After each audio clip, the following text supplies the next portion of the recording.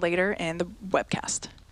We're currently at T-minus 11 minutes and 11 seconds, and the vehicle's looking good, and teams are not working any technical issues. However, winds have been a watch item tonight, so we will continue to monitor weather closely. If for some reason we can't launch tonight, we do have a 2-hour backup window available tomorrow, opening at 5:25 p.m. Eastern Time. But for now, let's learn a little bit more about the Falcon 9 supporting today's flight. Falcon 9 is a 2-stage rocket that is designed and manufactured by SpaceX for the reliable and safe transport of people and payloads into Earth orbit and beyond.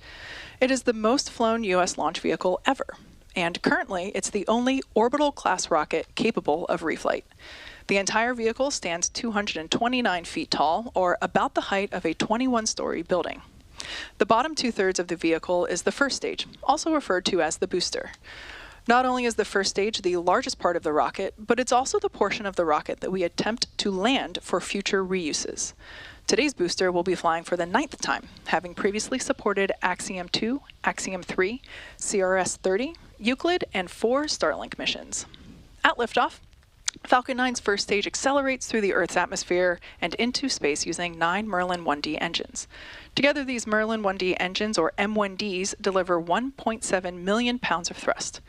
Upon separating from the second stage at about 2.5 minutes into flight, it'll return to Earth using a combination of those M1Ds and 4 titanium grid fins located near the top of the booster, which will guide the booster during its re-entry and landing. After stage separation, the booster will be attempting to land on our drone ship Just Read the Instructions, as you see there on your screen, which is currently parked out in the Atlantic Ocean. Landing a booster is a bit like flying a pencil over the Empire State Building and trying to land it on a shoebox on the other side. Oh, in the middle of a windstorm.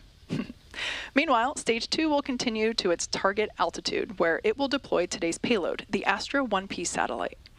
The second stage sits above the first stage and has a single Merlin vacuum, or MVAC, engine that ignites after the first stage separates.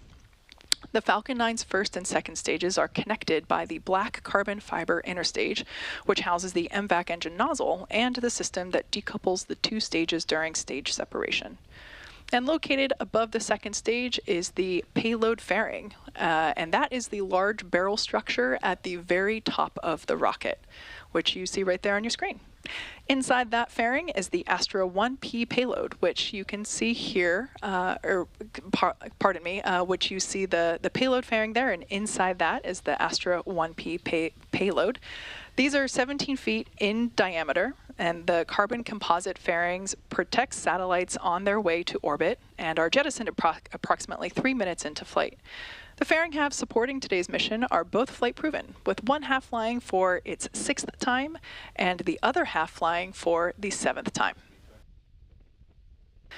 After separation from the second stage, both fairing halves will return to Earth and will be recovered by our recovery team on board our recovery vessel, Bob. Bob is already deployed and ready to head over to those fairings once they land. Now, for now, here's more on today's telecommunications satellite. Television has been an indispensable part of our lives ever since its invention, bringing people together and connecting them through shared experiences. SES's satellites have been playing a pivotal role in delivering favorite content to viewers for decades. And now, we're thrilled to have our innovative Astra 1P satellite embark on its journey to space to do exactly that for years to come. Built by Thales Alena Space, Astra 1P is the most powerful wide-beam satellite ever to broadcast from SES's prime orbital slot at 19.2 degrees east, with a sole mission to deliver superior TV viewing experiences to 190 million TV households across Germany, France, Spain, and beyond. With superior reliability, wide reach, and unparalleled image quality, public and private broadcasters, sports organizations, and content owners can rely on Astra 1P to reach their audiences across Europe. I'm super excited that you joined us for this launch of Astra 1P. Astra 1P will replace 4 existing satellites and seamlessly take over their mission of delivering prime content to 119 million TV households across Europe. That is more than 300 million people. This satellite will serve some of our largest media customers like Sky, Canal+, Telefonica, and RTL to deliver the valued, high-quality content to their customers.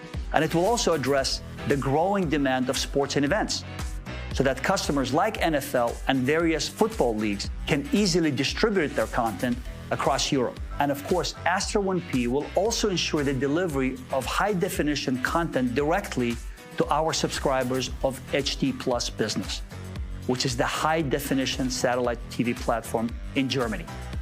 Let's go ahead and see this launch.